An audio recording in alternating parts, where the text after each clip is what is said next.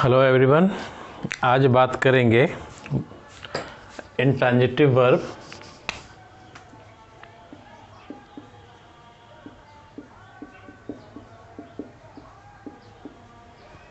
और transitive verb की। इससे हिंदी में अकर्मक और ट्रांजिटिव को सकर्मक क्रिया कहते हैं।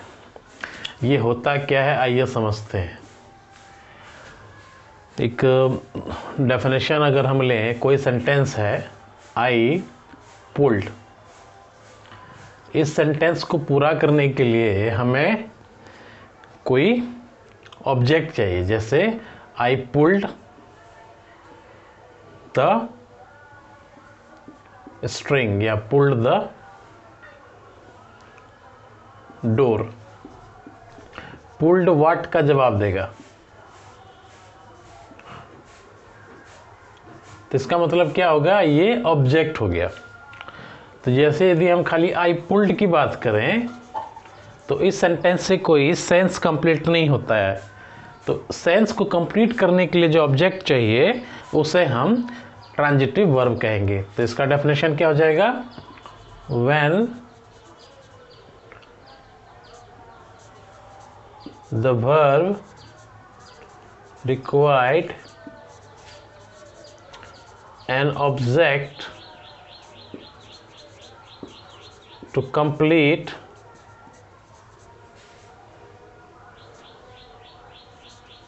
the sense of the sentence is called transitive verb। यानी ऐसी क्रिया, ऐसा वर्ब जिसको कि ऑब्जेक्ट की ज़रूरत है सेंटेंस का पूरा मतलब बताने के लिए, तो उसे हम कहेंगे ट्रांजिटिव वर्ब। और इंट्रांजिटिव वर्ब किसे कहेंगे,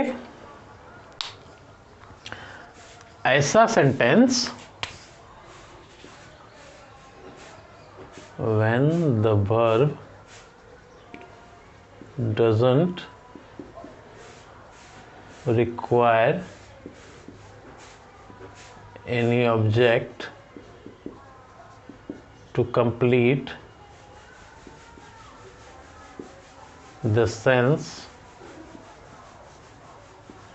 of the subject's sentence is called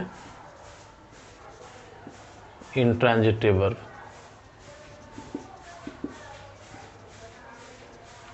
ये हो गई इंट्रांजिटिव वर्ब की डेफिनेशन, और ये हो गई ट्रांजिटिव वर्ब की डेफिनेशन। जैसे श्याम ईट्स यदि हम ले रहे हैं तो इसमें हमें किसी ऑब्जेक्ट की ज़रूरत नहीं है, तो यहाँ पर जो ईट्स होगा वो इंट्रांजिटिव वर्ब होगा।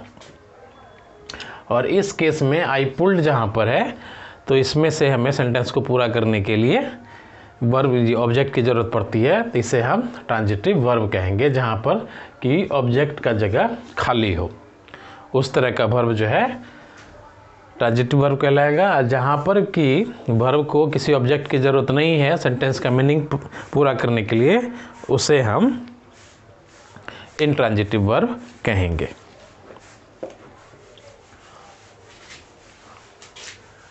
एक चीज़ और देख लेते हैं कि ट्रांजिटिव में कर्म है, यानी हम सीधा ये भी कह सकते हैं कि जिस वर्ब का ऑब्जेक्ट हो उसे हम ट्रांजिटिव वर्ब कहेंगे, और जिस वर्ब का सेंटेंस में ऑब्जेक्ट नहीं हो उसको हम इंट्रांजिटिव वर्ब कहेंगे। और ऑब्जेक्ट कैसे पता करते हैं, वर्ब के साथ वाट लगा के या वर्ब के साथ हुम लगा के जब क्वेश्चन पूछेंगे, यदि आपको उसका जवाब मिलता है तो वो शब्द जो है आपके सेंटेंस का ऑब्जेक्ट है, आपके वर्ब का ऑब्जेक्ट है। यदि वाट और होम का जवाब नहीं मिलता है तो वो वर्ड आपके वर्ब का ऑब्जेक्ट नहीं है।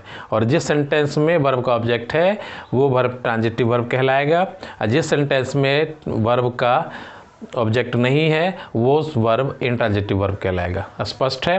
आइए कुछ सेंटेंसेस देखते हैं जिसमें कि ट्रांजिटिव वर्ब और इंट्रांजिटिव वर्ब वाले सेंटेंस को चुनना है।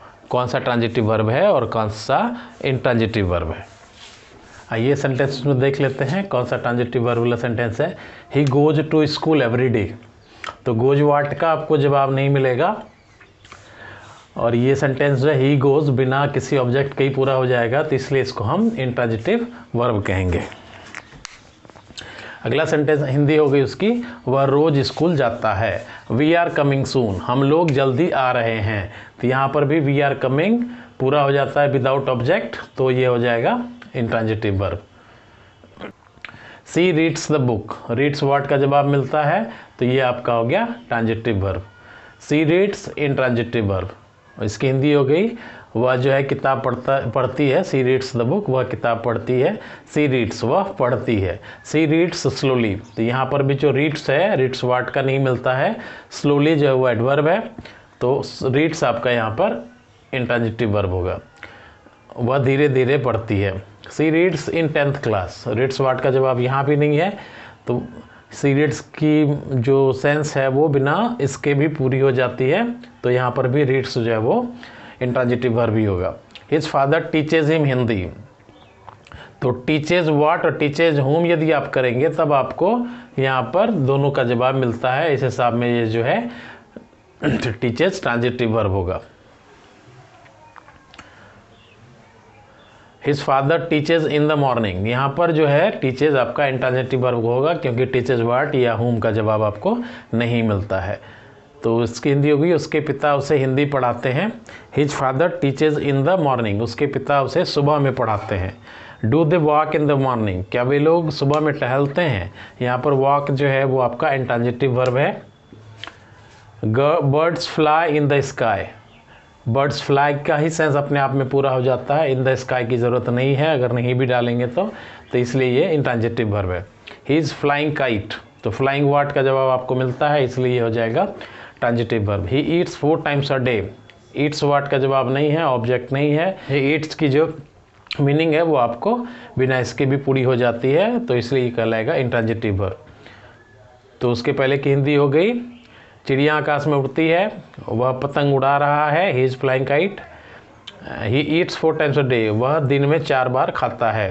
He eats bread and butter, वह ब्रेड और बटर खाता है। ईट्स वर्ड का जवाब आपको मिलता है, इसलिए यहाँ पर ईट्स जो होगा वो ट्रांजिटिव वर्ब कहलाएगा।